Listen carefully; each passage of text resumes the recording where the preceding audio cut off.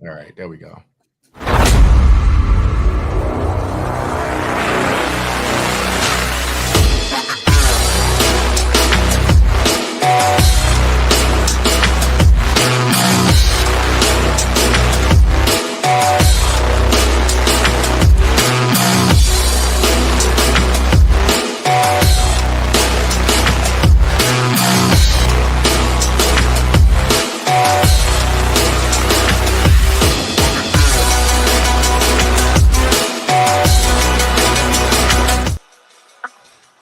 Welcome back, everybody, for another episode of the South Star Classroom. Somebody got they speaker on. There we go. Uh, that was our good friend Ju, but she is back in the bottom. We got her coming back in. That's David. David, can you bring up Ju for me while I get this fixed? And how you doing, brother? I'm doing well, doing well. Glad to be here.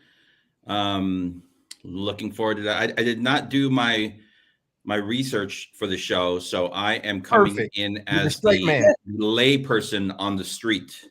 Yes, you are the straight man. And you know what? I did a whole show on this earlier in a Substack, so I got a whole intro that I'll just, Sure if you know, so I'll read that and get you up to speed, man. You're good. How you doing, Jude? I'm doing marvelously. I'm happy to be here. I am happy to be here. I did watch Coming to America over Thanksgiving break with my family. Oh, you had to be there because all of us were saying all the lines and laughing at the same time. And there was nothing like hearing your family sing, "She's Your Queen to Be."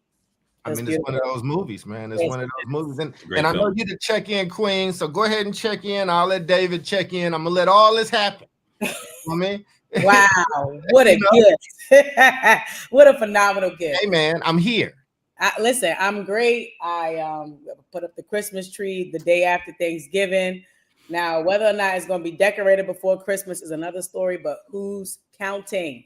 We don't care. It's up. But I'm happy. I am going to be heading to see my family next weekend for the holidays, and I'm really excited about that. So all as well as cold. It's extremely cold, and okay. I got a cold. So amen. There we go. All right. That's what's up. I love. How about you, Dave? How you doing, man? Yeah, I'm good. I just got home from a little neighborhood walk, and it's not cold here. I'm checking right now. The current temperature is 81 degrees. Unbelievable. Unbelievable. Yeah, nothing says like the holidays like 80-degree weather, you know.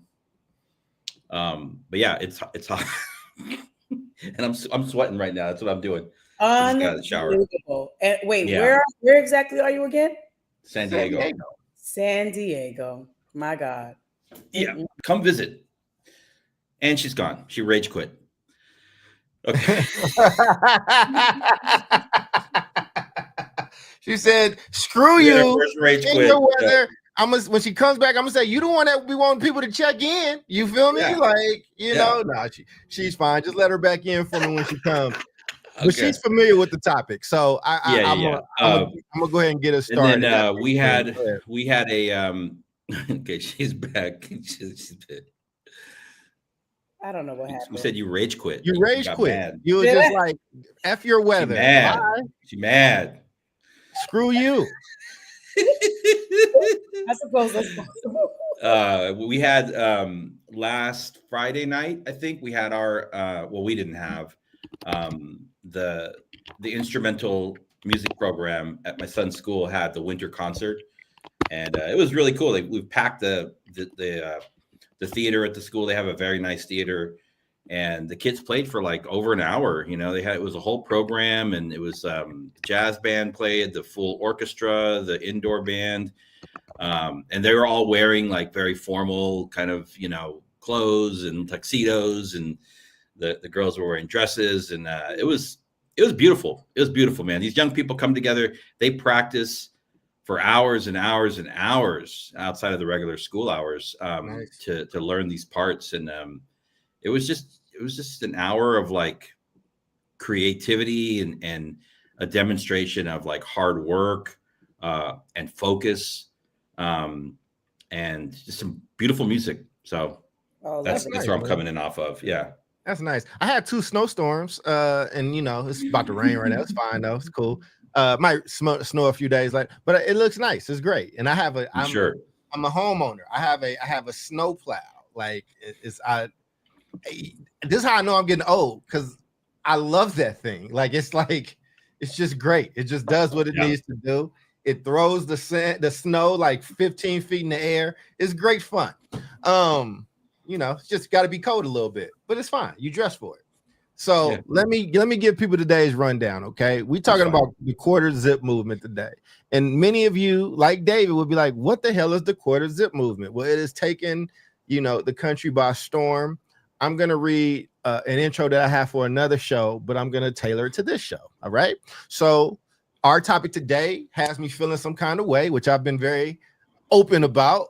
We're talking about the quarter zip movement, and just for the record, as I do this, I'm gonna do it the way that I do on the other show, meaning I'm not gonna edit it. Me saying I'm not gonna edit it will make sense in about 2 minutes. All right, David? Okay. Got you. We're talking about the quarter zip movement. Young black men traded in their Nike Techs and Pooh Shiesties for business casual, their coffee for matcha, their YN identity for something they're calling young gentlemen. David, I'm sure you probably don't know. Do you know what YN means? Yes. Got you. For the crowd out there, I will tell you what YN means in a second. But to understand why this matters, we need to talk about what a YN actually is. These teenagers are calling themselves young niggas. And I have complicated feelings about how adults are responding to this. So here are the facts. On November about 3rd or something, last month, 21-year-old Jason Giamfi from the Bronx, not far from Jubilee's people, not quite her, but not far from her people, posted a TikTok video that would spark a cultural phenomenon. In the video, which has now been viewed over 1.5 million times, Giamfi declared, "I am a quarter zip dude now. I don't do that Nike Tech stuff that y'all little boys do. I'm feeling a little performative today. I might even get a matcha." His friends added, "We don't do Nike Tech. We don't do coffee. It's straight quarter zips and matchas around here." And within weeks, the trend exploded across social media platforms. The hashtag quarter zip has generated over 50 million views on TikTok. Wow.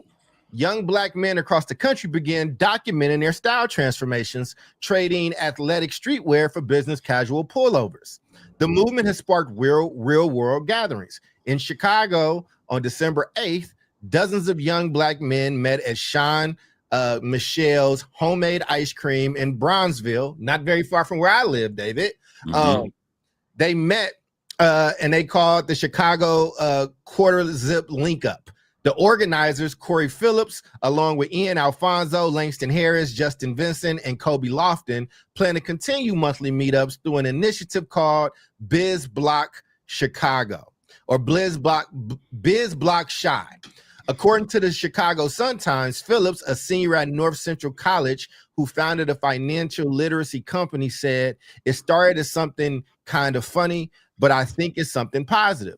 We see a lot of trends that promote a lot of negativity, like youth doing things that aren't productive. The terminology at the center of this movement requires clear explanation. YN stands for young nigga, a term young black males, particularly teenagers, and young adults about 20, 21, 22 use to self-identify. The movement represents these young men transitioning from YN to what they are calling YG, young gentlemen. They're kind of taking over from YG, meaning young gangster, to young gentleman. Major brands have taken notice. Nike, which built significant market share with its tech suits in black communities, has begun promoting its own quarter zip apparel. According to fashion industry analysts, quarter zip sweaters, which normally retail from about $25 on Amazon to over $200 for premium blends from premium brands, they have seen a 40% increase in sales among young black men consumers in the past 2 months. The response has sharply divided. Supporters see it as young black men taking control of their image and projecting professionalism. Critics have labeled it respectability politics and conformity to white corporate culture. Christina Steed, an adjunct professor at DePaul University's College of Communications, who specializes in multicultural marketing, told the Chicago Sun-Times, fashion, especially for Black men, has always carried meaning beyond the surface. It's a conversation with society about who they are and how they want to be seen. Marquand Jones, president of the Chicago Fashion Coalition, views the trend as a continuation of Black fashion movements, telling reporters that Black Americans have always had diverse styles expressions. Social media reactions have been particularly intense. TikTok user May Haley Shea posted a video saying, "I'm actually so proud of them. I never thought the day would come that they could ever earn any respect back. Still not a fan of them, but I hope more movements like this happen. Damn, tell us how you really feel." Meanwhile, others have criticized the movement. TikTok creator Antonio Speaks called it anti-Black. They called it anti-Black and a way of wanting to shame Black culture and put white culture on a pedestal. T-Pain, y'all know T-Pain, I'm in love with a stripper T-Pain, joined the trend on social media, posting himself in a quarter zip with the caption 401ks and quarter zips, garnering over 300,000 likes. Economic factors may be at play. Coffee prices have surged 41% year over year through September, while matcha, though facing potential shortages, has become associated with wellness and culture and higher socioeconomic status and has seen a boom in sales. That's the news. Now, let's talk about it. Before I get into any questions, David and everybody, but David, you know, since it's newer for you, are there any questions to the news of this story? Yeah, I have a question. So is this, it's really around like geography and demographics, well, not demographics, but like, is this seen primarily as an urban trend, or is it kind of across the board? Is it an East Coast, West Coast, Midwest thing? It started in New York, and it's like I said, the mayor just showed up to a meetup for the quarter zip movement. Who also is a Black man. So in Chicago is huge. It's like a big thing here. Okay. It has become a national movement, but more of a niche movement for around 16 to like 23-year-olds, and other conversations are kind of being sparked about it. And the larger conversation that I was having, that I kind of was wrestling with myself with, was around this whole white thing, right? Like what's white and what's not, and all that stuff. You've seen a little bit of creeping in from other cultures, specifically Mexican. They haven't fully got in there, but you know, like if you Mexican and your Black homie is doing it, then you probably like, you know, whatever, right? So that is where it's at. That's why you have university professors chiming in on it. I also think this whole market cap, like Black boys really changing landscape for, I mean, Nike is the biggest fashion house in the world, like bigger than Louis Vuitton. Big, like I have Nike tech suits. They're very expensive. So I see them saying, well, we just gonna make some expensive ass quarter zips for y'all boys too. But or Starbucks having the boom in matcha, even though there's a shortage. So there's a lot of implications. Yeah, I don't have any other questions. No more questions. Yeah. Jubilee, this was something that you brought up, and it was something that caught your eye and your attention. Also, before we go, I'm sorry, it was some breaking news. Kentucky State University just had a campus shooter. The shooter has been apprehended. For those that don't know, I used to live in Kentucky. Kentucky State University is a HBCU, so historically Black college with about 2,200 students. Do not have more details at the moment, but my phone's been going a little crazy. But I was getting ready for this. But Jubilee, you can comment on that if you need to. That's a large bomb to drop without, you know, and then just moving on. But after you do that, if you so choose, would love to, you know, get your essence around why this was a topic that you really wanted to like go in on. Yeah. So one, you know, my heart goes out to anyone impacted by that shooting. That's absolutely terrible. And in terms of this quarter zip movement, first of all, I love it because I'm looking at the bigger picture. I know there's a bunch of nuances, but big picture, we Black people, we shape culture, we move culture, we shift culture. We get people to change what they offer, what they sell, what they care about, what they play, what they watch, where they go.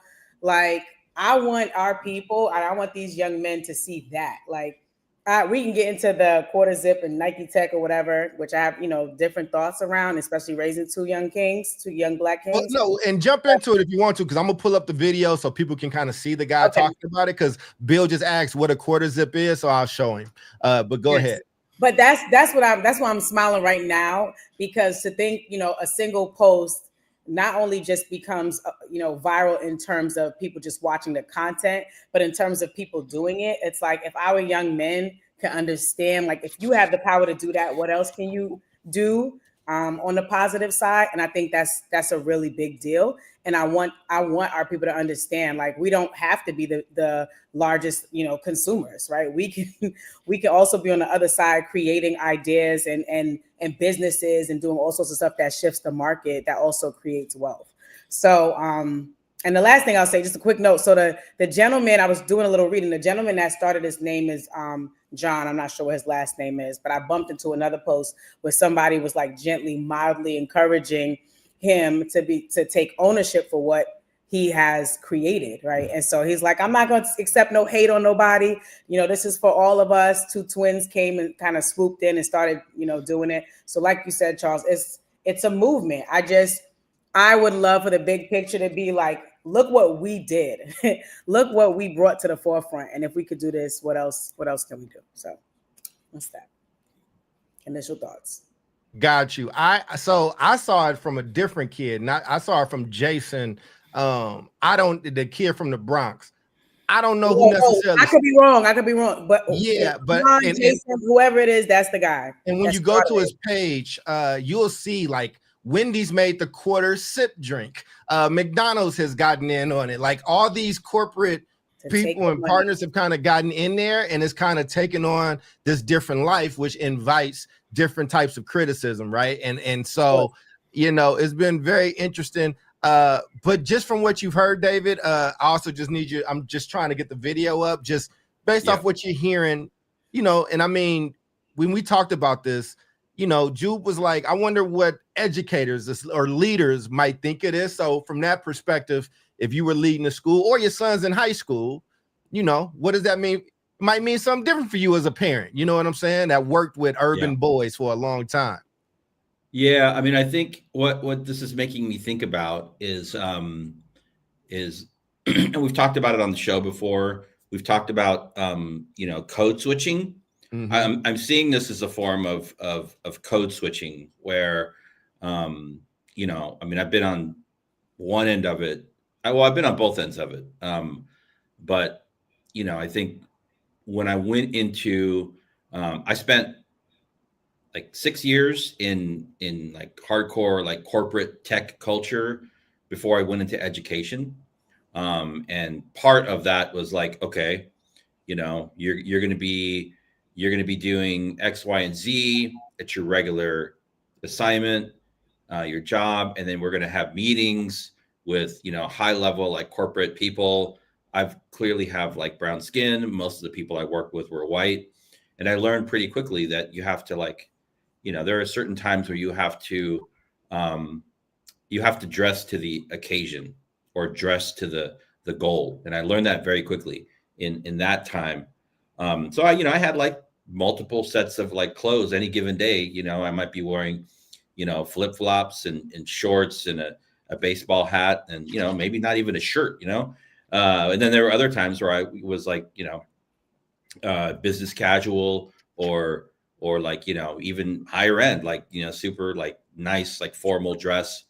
As somebody who then went into education, it was very interesting because when I was a principal, I could tell the way that kids responded to me, the way that staff responded to me.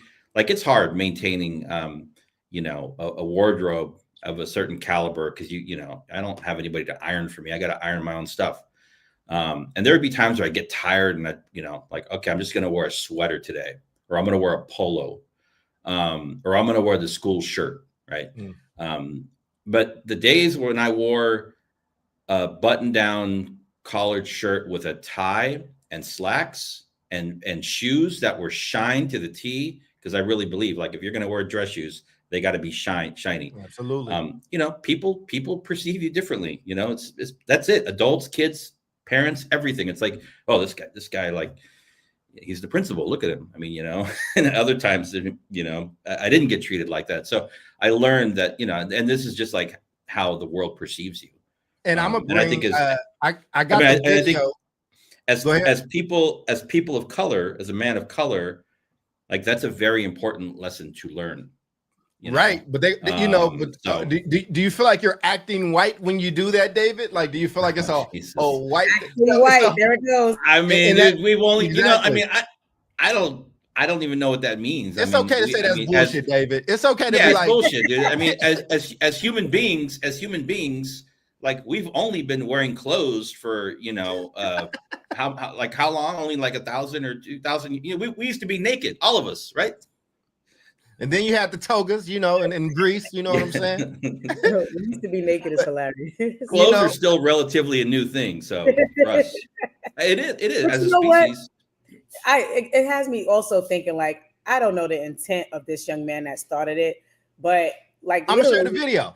I'm gonna show you. Yes, I know he explained it or whatever, but I'm talking about, like, one, I don't know if he imagined that it would go this far. Two, was it a style thing, right? Because we, as educated in the education world, and you guys are a part of that, we've seen this shift. Like, you go back to COVID and you're like, yo, all these kids is wearing all black and hoodies, even when it's 9,400 degrees outside, they still wear hoodies. Like, what's up with that? So it's a style thing. Oh, it started. I'm about to make you feel old. I got you. Don't trip. Lord. And your son can help you with this too. Nike Tech. I can afford Nike Tech. I'm a grown man with job, right? But Nike Tech is like expensive. I'll grab one before the show is over, right? But like I got a gray one, I got a black one, right? And then they would do that with the Shiesties, and it's just like a status symbol. One, because it's expensive. Two, it kind of gives off this don't fuck with me kind of vibe. You know what I'm saying? Like, I'm, you know, whatever. And so then you got this dude. But before I show the video, just to piggyback on what David said, as a black man, I remember, you know, playing basketball, you had to wear a tie on game day, right? So we all looked frumpy with these ties. Like, we just would throw on a tie with a collar shirt. You couldn't play if you didn't do it. You could either do that, and sometimes you can get away with wearing the warm-up, right? But they want, especially when there's an away game, they want you to show up in ties and stuff.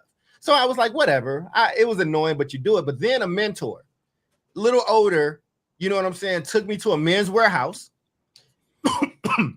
Excuse me. He got my measurements, and then he got me stuff that fit, so I wasn't just wearing my dad's shirt, you know what I'm saying, with a tie. He showed me what a fitted suit looks like. He taught me how to stand up straight, and then I did feel different. I felt way different. Like, I felt like, huh? Did you feel? I didn't feel white. I felt empowered. I felt important. I felt like you walking around with your, you know, it don't get, when you discover cufflinks and things like that, you just feel, you know, Deion Sanders said, you look good, you play good, you get paid good. You know what I'm saying? So there's that. But let's just see what the young man had to say. This may or may not be the founder of it, but it's good enough to give some context. Yeah. His name is Jason, but I got you. I don't know what. Okay. I was calling the man John. Sorry, Jason. Got you. I should have worn my. I got a couple of quarter zips. I should have worn mine. Well, give me a thumbs up when I start playing it, if you can hear it. Okay. Now, simple. I don't do that Nike type stuff, what y'all little boys do. I can't do that. I'm elegant. I'm classy. For me, like, you could take me somewhere. I look presentable. Y'all Nike Tech dudes scare me. Y'all put actual fear in my heart. Like, after God, I fear y'all Nike Tech dudes, truthfully. Like, I don't know how y'all do it. This is elegant. You see what I'm saying? Like, get you a quarter zip. Forget the Nike Tech. Forget the Lululemon. You don't even got to do aloe. Aloe expensive. This is like 15 cash, and I feel classy. And y'all know I hit the gym, so my muscles is showing. Like, everything's perfect about this. So let's steer away from the Nike Techs. Let's be different. Get you a quarter zip. Like, it's truly grown man attire. Like, certain people can't rock this the way I rock this. Like, y'all Nike Tech dudes scare me. Yes, I was wearing a Nike Tech the other day, but that don't matter. That's neither here nor there. This right here, for me, But my bro said, like, I'm a classic man. I mean, you could be me when you look this clean. Simple as that. I ain't gonna front. I'm feeling a little performative today. I might even get a matcha, like, and I don't even like that grass stuff, but I feel classy, man. So there you have it. There's the young man, and it has since blown up. Again, Nike, Nike, McDonald's, Starbucks, Wendy's, like people across the country. Mayor Brandon Johnson in Chicago, the Chicago Sun-Times, universities. Like, it's a phenomenon. And the real interesting thing for me, now, me and my old black male studies ass are like what that wants to study this stuff. The nerd in me cares about these economic factors that's coming into play. We having more of a social conversation, but I just think, I could tell he's being playful. He's a young college dude that makes college content, supposed to be cocky at that age or whatever the case is. And I'm also a black man like this. I'm wearing my clothes. I'm wearing my shirt, the things that I have. Like, when you look at the research, we kind of have always been these fashion forward type of people and things like that. So, the criticisms have been though around it's devolved. The more, how it goes. At first, it's very pure. Everybody's kind of in it. Everybody's showing kudos. Then you start seeing that 1 million, 2 million views. Then you got to get the counter thinking people that can get on that train and make money in other ways. So a lot of people calling him a square. A lot of people calling him, saying he hates his blackness. Like, this is white. He's teaching people how to, be like a white person. This is respectability and things like that. And it's an interesting talk that I knew I would struggle through today. So, I'm gonna do a little bit more listening, but that's just really what I'm thinking though, man, because, Julie, I do want to hear from you because you are the mother of 2 black males that are in this age range. That's the age where young boys start calling themselves YNs. I don't know how many parents is on board with that. I said, you call yourself YN? He said, no. Of course, you ain't gonna say, yeah, mom, I call myself a young nigga when I'm outside away from you. Of course. He's not gonna admit to that. We know. So go ahead, finish. No, that's it. I was just gonna ask you. I was just adding a caveat since you're a mom and that terminology for one, but 2, just how you feeling about this movement. And I know that the desire to do this episode, you was thinking about your sons, you was thinking about your boys, you was thinking about, damn, there's finally something positive out there that I'm okay with them hopping on this train of. So I'm curious, Mom. I absolutely, I love it. I love it also because, I guess he did kind of talk down on the Nike Tech a little bit, but he was talking, you scare me. Like, I think that's valid. Like, yes, if I'm walking at a certain place and you have your face covered, and you got on, and not even that it's Nike Tech, but you have your face covered, right? All black. You are, and all black. Yeah, I'll be scared too. Like, and if it's nighttime, dark, it wouldn't actually matter what color your skin is. But like, yes, I would be concerned. And I do that now in the daylight with a woman that's walking with 6-inch heels and a dress on. If you walking too close behind me and you look suspicious to me, I'm not going to feel comfortable. So I'm not mad at that. But why this movement excites me is because it presents another option. And that's what I'm all about. That's what I'm all about. For being able to know that there is another way, right? Mm-hmm. And that you can push back against whatever has become the status quo. We've been doing this for a really, really long time, right? Remember, back when I was growing up, it was baggy jeans. You go outside of some skinny jeans, somebody's going to chase you down and whoop you at the bus stop because, like, what are you doing? Like, you were automatically called gay. You automatically called all sorts of stuff because you had on jeans that were too tight. And now what do we wear? We wear tight jeans, men and women. Now it's going back. Now it's back. It's going back. It's going back. No, I don't think it's going. It's going back. Yes, it's going back to, I think, straight legs, but I have not seen. No, it's going back to baggy. It is going back to baggy. I was just at an all men's conference. I was at the Black Male Educator Conference. Convening. I'm sorry, not conference. All I'm saying is, I'm telling you, mixed. Baggy is back. Ask your son right there. Is he right there? Ask him if baggy is back. He said Doc doesn't know what he's talking about. That's what he said. Just now. I'm telling you, baggy is. I'm telling you. No, but listen, what I'm saying is, I haven't seen now judgment against that. What I'm saying is, growing up in the 90s, you could not wear skinny jeans. Now it's normalized. Yes, you're gonna have some people that's gonna wear baggy jeans or whatever, but you might still have some people that's gonna wear those. Yeah, you can wear more things now. You can wear more things. That's all I'm saying. I'm not saying it's necessarily one or the other. And all I'm saying is I appreciate this movement, right? Not because I don't think it demonizes Nike Techs, but I think it puts another option out there. There's another way. You can wear something else to school, to the park, to hang out with your friends, to the mall. Out, you can wear something else besides Nike Tech, a hoodie, and you don't have to walk around with your face covered like you finna go do an armed robbery. Like there's another way. There's something else. That is what initially, excites me about it. In terms of what I tell my sons, it's always time and place. My oldest son, my mother told him off because they were going to homecoming, and she was asking him, "What do you want to wear?" Like, I don't know. I didn't really plan on dressing up. And she was like, "What are you talking about? What? It's homecoming. You got to dress up." Took this boy to the store to get him a suit and everything. Of course, got his measurements, and he did exactly what you did, Charles. Oh snap! Start spinning around in the store. Oh, I got a suit. Oh, this look good on me, right? So I get that. Felt his superpowers kick in. It's another option. It's time and place. You're not gonna go to homecoming in a Nike Tech and a Shiesties. You're gonna put on a nice suit and be on have your young lady on the arm, the girlfriend that you ain't supposed to have on your arm. All right, comes on. Hilarious. Cut that last part. Yeah.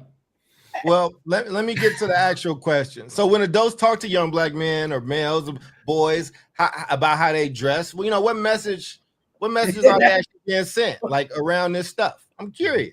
I was laughing at Nikki's. I'll pull it up on the screen. I think that's a trick question.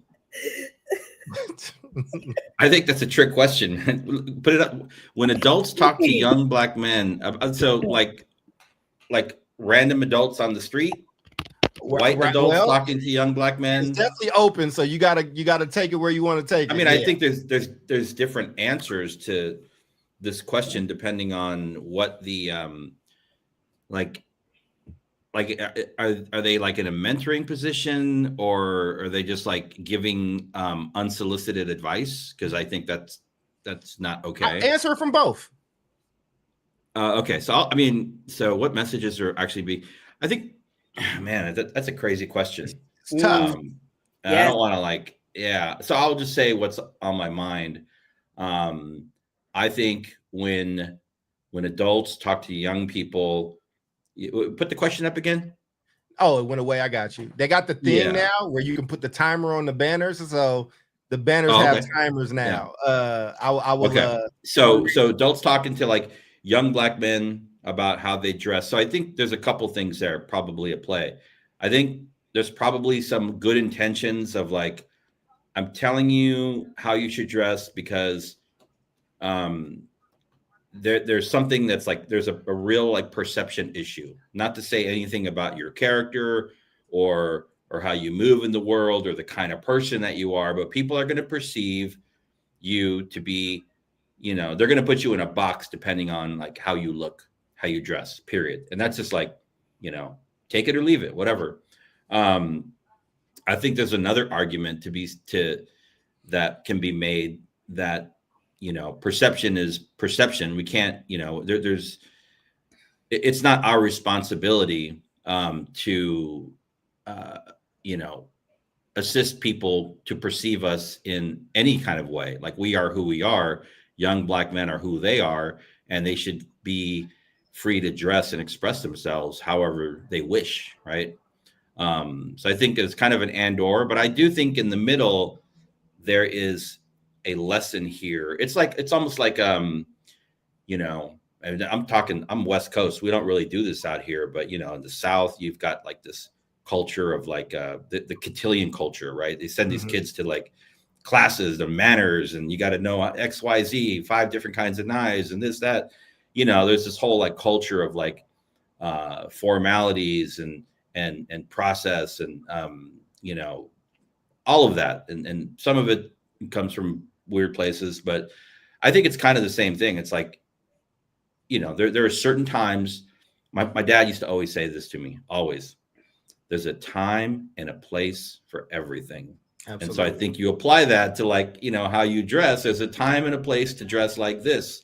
and there's a time and a place to dress like this, right? So that's my short answer without getting triggered. I mean, that's the thing, right? Let your trigger fly. I think but I mean, I think there's also a world where you know, people, and it's not just solely around like race, because it can be like a black adult telling a young black man, a brown adult telling a young brown man not to dress that way because they've internalized racism, right?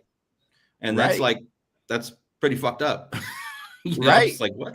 And when I posted the Substack I wrote on this, right? And I wrote about, you know, these things. There are certain stereotypes that go with being a young black man. And I know this as being a young black man. And I've known it for a very long time.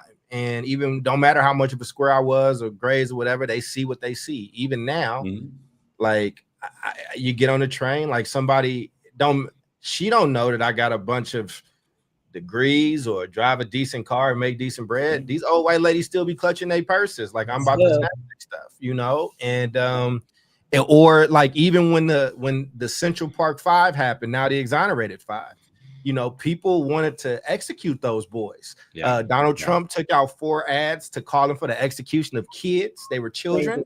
Crazy. But you know who else did? You know who else had put smut on their name? Bell Hooks, the famed black feminist scholar, you know, had a lot of things to say and you know, put those boys. What she actually said, let me see, I will find it for you, because she said the sexist, misogynistic, patriarchal ways of thinking and behaving that are glorified in gangster rap are a reflection of the prevailing values in our society, values created and sustained by white supremacist, capitalist patriarchy. And she also further basically like convicted these boys of this crime that they didn't do. And I do not have on record of her apologizing when it came out that they did not, but she has passed on. So you know, I don't hold anybody's moments against who they are as a full person. I have a lot of respect and love for Bell Hooks, but what I'm saying is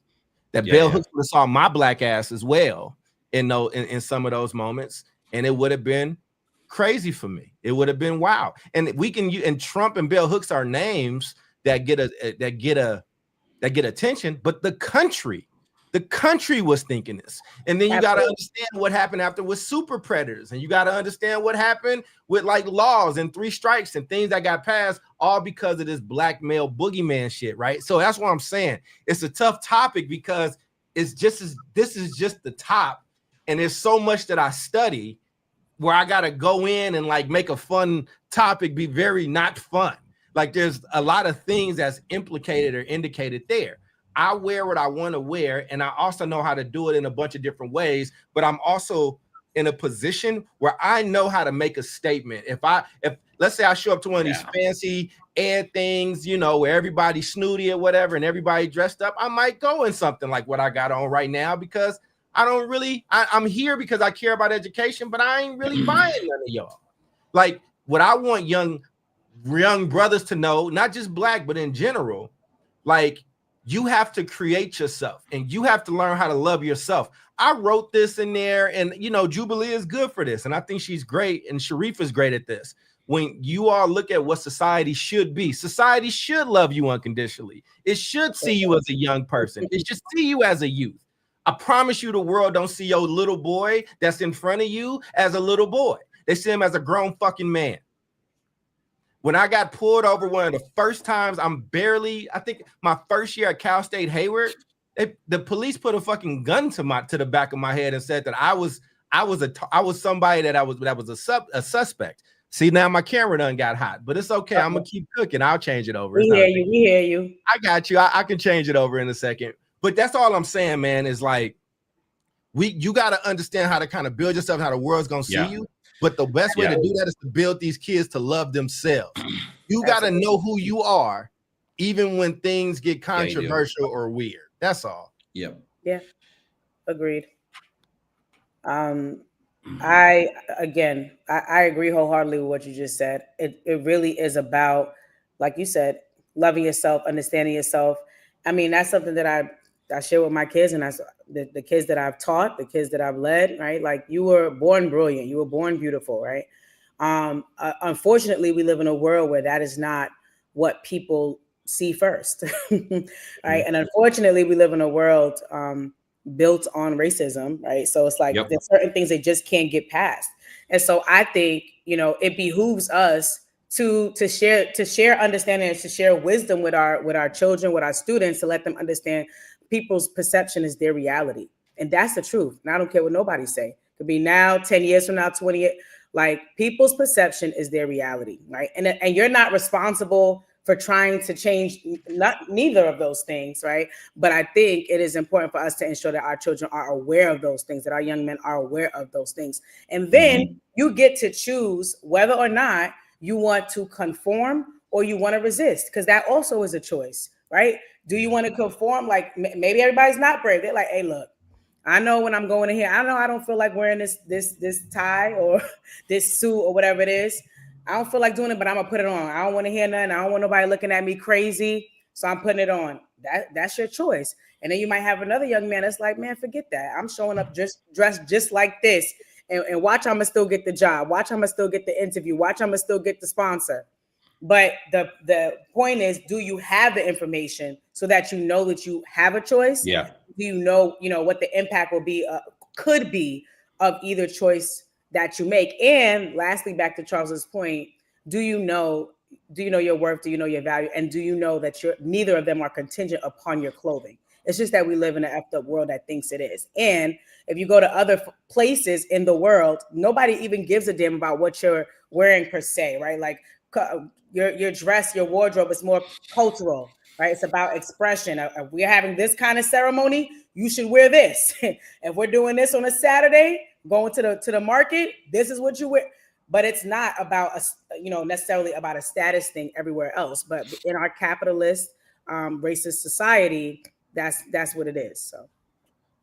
Can I add? I think, and I agree with you. I do want to add some caveats, though, right? Like, because like David said, there's a time and place for everything. If I go to the hospital, you need to be in some damn scrubs. Like, you know what I'm saying? Like, that's you got to wear the thing that you got to wear, right? And I remember being a social worker, and I would be very casual, but like, you know, I had a supervisor, or it was an OG. It was an OG on our team that was just kind of like, you don't dress bad, right? But like, why don't you show up like this? And he was basically like, you're a very young social worker.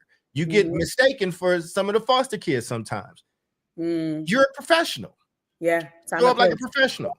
And absolutely. I don't think that those people, and you know, I take that, you know, I might have had something to say in a moment, but then I thought about it like, oh, there's somebody that's an elder, that's also Black, that's like, let me help you out. Like, you don't have to make things difficult. And she wasn't saying I was defined by what I had on, but just like, yo, it does.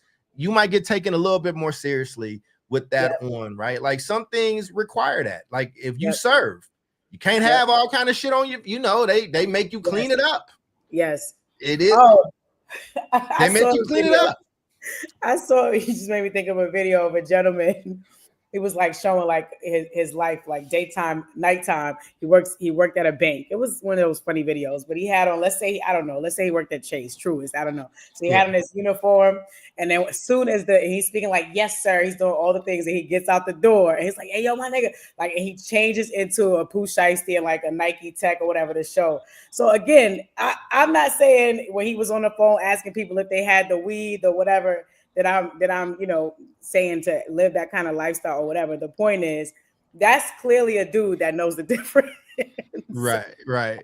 Well, welcome back, David. I know you have to run real quick, but one of the things that I wrote about and that I talked about, one of the things that bothers me about it is all this other stuff is the veneer. All this other stuff is the fun conversation, the clothes. The thing I think we're running from, and not us as here, but I'm talking about in society, is why is all these young men calling themselves young niggas to begin with, and why are we like just allowing that? Like, this YN gets said in front of teachers. Like, YN is a term that some teachers have used. Like, just how you're thinking about. And again, I've been young before. There's ways I've identified before, or whatever the case is. You're young. It's become so normalized. It's like it's normalized in the brown community. It's normalized in the white community, in the Asian community. I'm like, you know, it's crazy. And it Yeah. has a connotation. It's not just saying it. Mhm. It's saying like, if you a YN, basically people like, man, I'm looking out for these YNs. It's usually associated with young cats that will rob you, young cats that will shoot the place up, young thugs, young, you know, in that type of way. And you talk about normalizing. When I was a kid, something else got normalized, and I remember being on the front end of it because teachers used to fight it. You want to know what it is that we all say now? That sucks. You used to get almost expelled from school from saying that in front of an adult in Kentucky. You know why? Oh, in Kentucky. Something sucks dick. Like it's Yeah. like that's what it sucks means. Like, Oh, is that what it is? Yeah, I guess you're right. I remember you know what? That really sucks. You used to get suspended for this when I was like in the first grade, second grade. They would stop class and call your parent and say such and such. I'm sorry, Miss Johnson. Such and such just said I suck, and that means blah blah blah. You know what I mean? Kids was getting their ass beat for the first few weeks of school that year. Like, yeah. Now people just say it like you could. They say it on the Disney Channel. I don't want YN. They're getting their ass beat, and they're like, "This really blows." Which is no better. I don't want YN to become the new sucks. You know what I'm saying? I don't want that. Yeah. And I got too many friends that got black kids, that got black boys. You know what I'm saying? And especially my female friends, my lady friends, because with the black dad in the conversation, it's a little different. It's a little different. They can go on a walk and have a different kind of conversation. But like the moms that I know, Jubilee included, like, especially the ones that's kind of doing it on their own, they're so afraid for their kids. They're so afraid for their boys. They're trying everything that they can. You know, they try to do the thing where I'm overly nice to kind of be the friend. They try to do the thing where I got to be overly tough, where I got to do this. And I just feel like this movement, without context and without somebody having conversations, like there's a lot of, I don't know what it would be like to be a black mom that's trying to navigate this stuff. Yeah. You know what I'm saying? Because it just seems like so many people fall in. Listen, I always say it's like, you know, your children, they're in the garden, and every day you got to pull up the weeds. You know, you got to hold the line in your household. At least that's me. Like through prayer, through conversation, try to listen, try to learn, but also hold the line, because you're not finna infiltrate my household. Like, I don't give a shit what you're doing out there. You know what I'm saying? Like, in this household, you are my beloved son. You are young, you are black, you are beautiful, you are brilliant, right? You are all these things. And I'm gonna flood that, you know, into you so that you believe it and know it. And then when you have to face the world outside without me, when I'm not in your ear, that I'll still be in your ear, you know? Right. So it's not easy, because I just feel like young black men, I'm not trying to come for anybody who has girls, because that girls got their own thing, but raising young black men is a thing. Like it's almost like there are so many other things that's targeted towards taking them down. And as a mom, you know, I have to be putting up the fences and shooting back and all sorts of stuff, both spiritually and naturally, to make sure that they can make it through, be safe and thrive in this world that's really designed to, you know, to take them down. So, and David, I want you to jump in, but I also want to remind us, like you touched on, remember a few months ago now, we did the show. Remember the black boy that like was in the car about to break down crying? Like we were talking about the college thing, why black boys aren't going to college. And they talked about how people saw them, how people felt them, what the messaging he got. Dr. Jawanza Kunjufu calls it the fourth grade. I love Jawanza, man. He just passed away. I think did he pass away? He passed away a few months ago. We were in conversation. We were going to do a church tour in Chicago. We were in those talks. We were like, we had started like having some conversations. We didn't get anything on paper, but we were close. But in his book, Countering the Conspiracy, you know, to Destroy Black Boys, he has it's called the fourth grade rule or something like that. But basically, he describes the fourth grade as the moment where black boys go from being joyous, energetic, rambunctious little boys to starting to realize that the world just don't really fuck with them, and they start to retreat into themselves. He did a whole research thing on it. I'll find the exact quote. It's in my in the article that I posted. But we should definitely do it. We should do a show on that. Yeah, that's powerful, man. Because I think it's something that people. I mean, we're talking about like clothing and perception, but you know, the bigger picture is just, you know, regardless of what kind of clothes you have on, like what this research says is very real. And it's crazy, man, that like the whole like reality gets warped and skewed by the way that people engage and treat you depending on the color of your skin. And that is like it can become a self-fulfilling prophecy, right? It's like conscious, it's subconscious, it's you know, it's direct, it's indirect, it's all those things. And yeah, that's crazy. Yeah, man. Crazy. It's Yeah. a whole, like it's really like a whole thing, man. I'm gonna find the exact quote. We don't have our boy Omar here. I want to say this for the record though, while everybody's listening, because hold on real quick. Let's all be clear. Yes, you are right, Bill. Children are not the enemy. Absolutely. Thank you. They are not. And shout out to my daddy. Daddy Ransom's in the chat too. Hi, Daddy. What's up, Mr. Ransom? What's going on, brother? He was reiterating. That sucks. So, like, he would be a good person to have those boys talk to, is all I'm saying. Yes. You know what I'm saying? But no, I was saying for our friend, you know, Omar, we need one of his rants. I told Omar to do a rant. I will edit it. I will brand it. I will do all that stuff. I think that it could be bigger than the show. Like, I think if he actually started doing it and did it consistently, I think he could be huge and get his own sponsorship, and he ain't got to worry about Monster. That's all I wanted to say. Me and him have to have our Monster battle even when he's not here. And I found it for you, David. Here is the actual quote. It said, Dr. Kunjufu, Jawanza Kunjufu, what he said was, we just lost him. He was 71, man. But the conspiracy against our black males is fundamentally rooted in the need of a white minority to control the world's far greater population of black people and people of color. He identified the fourth grade failure syndrome, that critical point when young black boys' natural curiosity starts to die. Why? Because they start to understand how the world sees them. They internalize that they're seen as problems and not people. Our children don't need charity, they need investment, he said. Not charity, investment. Yep. Absolutely. Yep. They need empathy, not sympathy. Absolutely. Yes. Absolutely, man. And so, you know, like, this conversation is such a big one. I think you can start getting into Latino boys. I think you can start getting into Southeast Asian boys. I think there's a lot of messages that boys get, and girl, like you said, and girls too, and we should definitely cover those. And even I quote Dr. Monique Morris, who wrote the big book on black girls, on Pushed Out, right? But even in her book and her research, what she's very, very clear on is that you can't save our girls without saving our boys. So like they come together, like, you know what I'm saying? Like, they come together. But I think it's been a good show. It's a tough show because it's so much it's just so much shit you gotta leave on the floor, on the cutting room floor. Not to cross promote. My episode on this comes out Thursday, where I script that out. I kind of go through it so I can get more of these finer points. If you want to watch it, you can find it in the same place. But I'll do a better job of promoting. I suck at promoting. See, there goes that other word. I YN at promoting. Wow. No, it's terrible. I know it's horrible. It's horrible. It's horrible. But nah, man, YN cannot be the new suck. And I wanna, you know, Nikki was talking about they used to refer to their boyfriends as that. For one, that still happens. But two, the connotation even in that is a little bit different.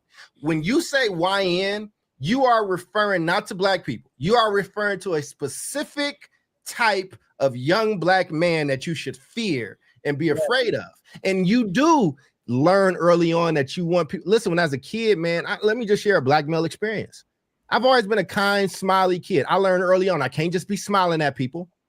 When I see other boys, I have to be ready to kind of look them up and down. I got to shape them up because they shaping me up.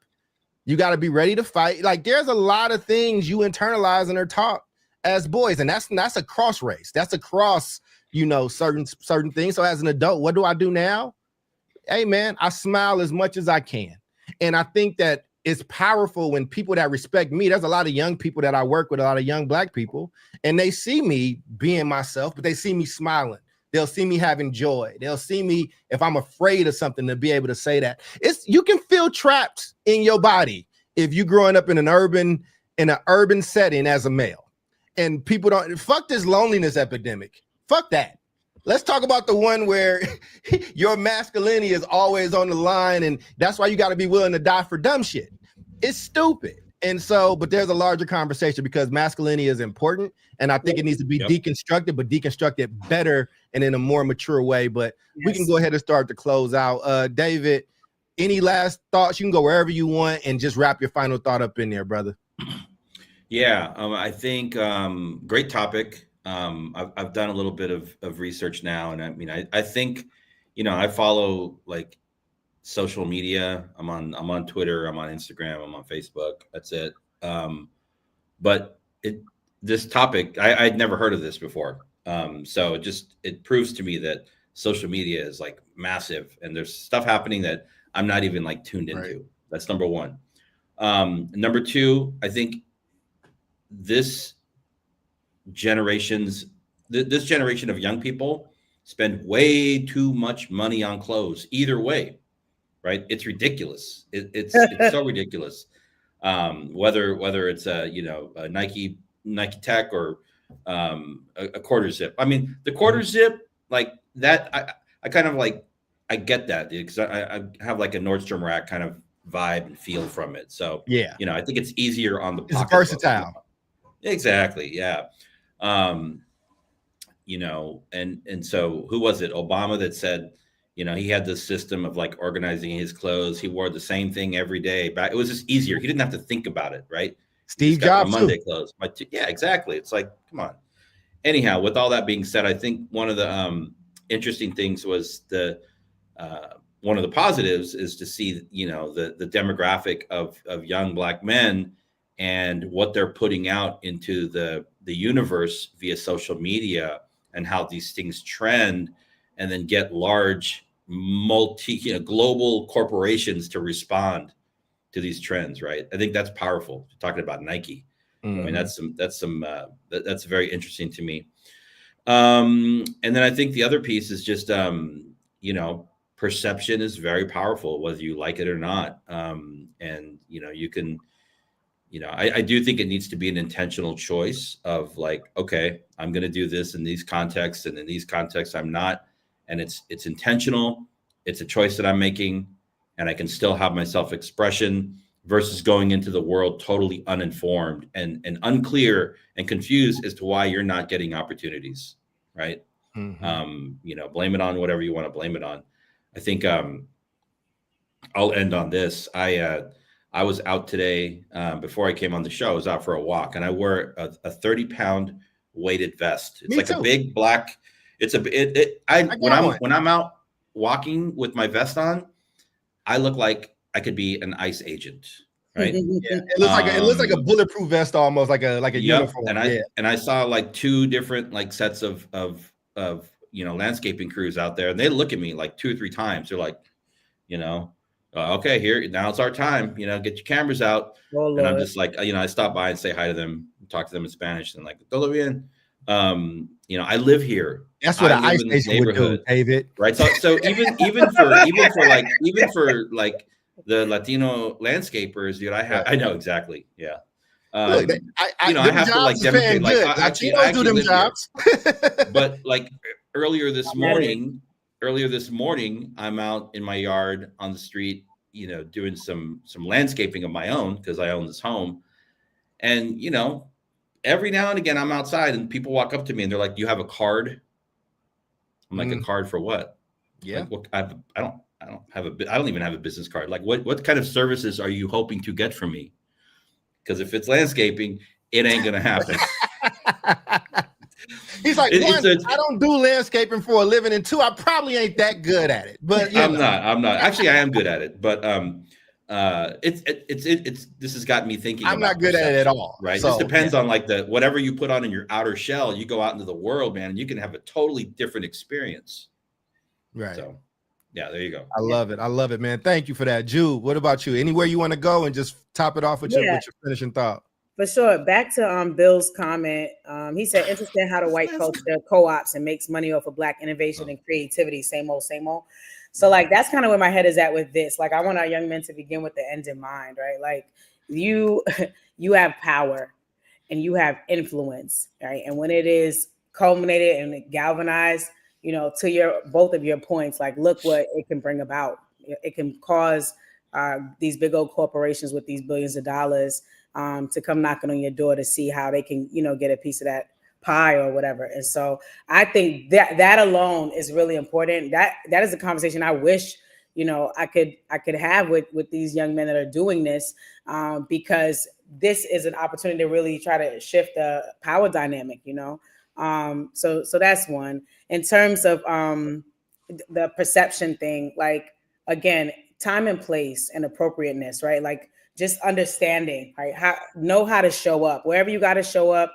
Know how you show up, and if you begin how you should be showing up, and if you begin with the end in mind and know what you as the young Black man want to get out of the experience, then you'll tailor your wardrobe and everything else to that experience.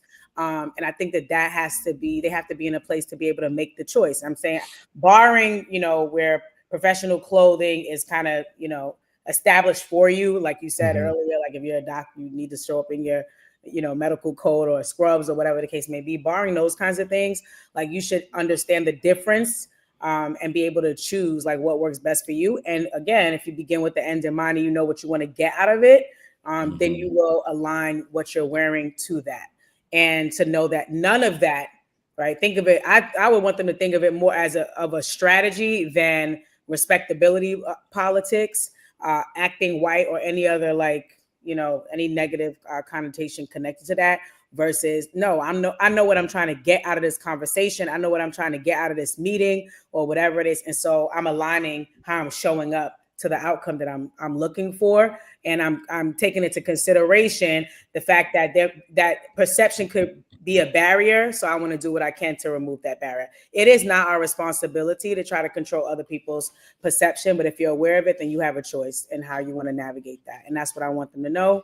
You're brilliant. You were born that way, and you have a choice in how you show up.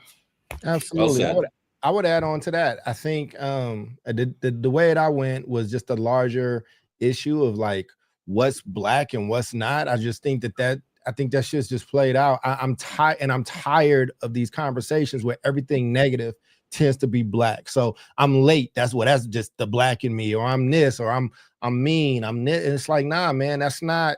They don't stop letting that define culture. Stop letting all the negative stuff be defined as Black, while on the opposite side, everything that's right is white. Like Malcolm X talked about this. Malcolm X figured, like in jail, this is where he had his epiphany. You know what I'm saying? Like, you want to know what Black is? This is in an article. Being thoughtful to your community is Black. Taking care of the elderly and the children in your community. Raising your family with love and discipline. Being creative, innovative, and resilient. Building businesses. Creating art. Making music that the whole world wants to copy. Turning style into strength. Turning struggle into strength. Maintaining joy despite oppression. Fighting for justice while still finding reasons to celebrate. That's Black culture. And I'm not mad if somebody says that's La Raza culture. I'm not mad if an Asian says that's Chinese culture. Like, that's Native American culture. Like, there are things in all of our communities that we have. Myth making is important. And for y'all that don't know what myth making is, it's the stories we tell ourselves that define who we are. So some of you might remember Steel Driving Man as a kid coming up, right? The Black dude who died, his heart exploded because he was beaten.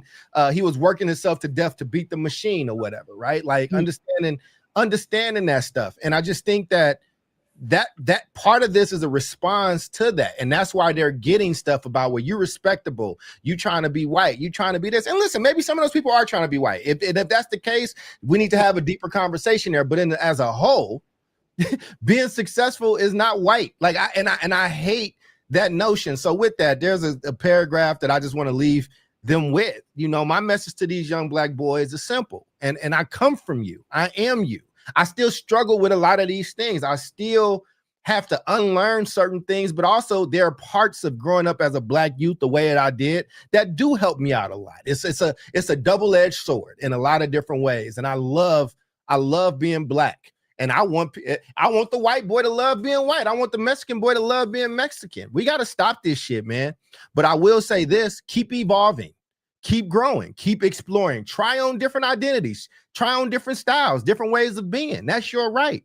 You've heard David in our show talk about being a DJ, being a b-boy, like dabbling in different parts of his life. You know what I'm saying? I remember there was a part of my life where I just learned about black cowboys and I was just upset. I didn't know the rich history of it. And I'm like, damn, that's a beautiful thing. You know what I'm saying? Like I used to look at cowboy boots crazy, and then I put a pair on and I was like, oh shit, these don't look like they could be any kind of comfortable. I'm like, well, that's Mexican. They like, that ain't just Mexican. It's people all over the Southwest and the South, in the Southeast that like wear cowboy boots, man. Like it's a whole thing, not saying that not to take away from your people, David, but the point that I'm saying is you can try on different identities. You can try on different things. I'm sure Jubilee had moments where she had different styles and different versions of who she was, and then it changes. We are still evolving, and you get to evolve. Don't let another person dictate who you are and like who you can and can't be in this world. Too many people fought for you to be able to do what you want to do and do something with it. The revolution doesn't start with a sweater. It starts with love. Radical, unconditional love for these young black men, exactly as they are, while supporting them and becoming everything that they can be. So you are loved, you're valuable, you're necessary, and you're just getting started. Period. But we need you here. We need you alive. We need you not in jail, and we need you not going to jail for dumb shit because you're trying to prove yourself. I just read Wallow's book. It's called Armed with Good Intentions. He was a street dude. He now does Gilly and Wallow's podcast. It's a multi-million-dollar podcast, but he wrote a book talking about how he ended up in jail. And one of the most interesting parts of it was like, I was scared the entire time. The entire time I'm robbing people, the entire time I'm looking my grandmama in the face and saying, I'm not going back to jail. And she can't believe me. Like that shit hurt. And he said, it's not until I did this book that I could even say that. And so I'm just saying, learn from the mistakes and growth of other people. That's right. With that being said, young black boys, young brown boys, young black girls, all of y'all, our young people and our elders, we love you. So with that being said, for Omar, that's David, that's Jubilee, I am Charles. This has been another episode of the South Star Classroom. We'll see you all next week. Same bat time, same bat station. In the meantime, take care of yourselves and take care of each other. Peace out. Is my screen gonna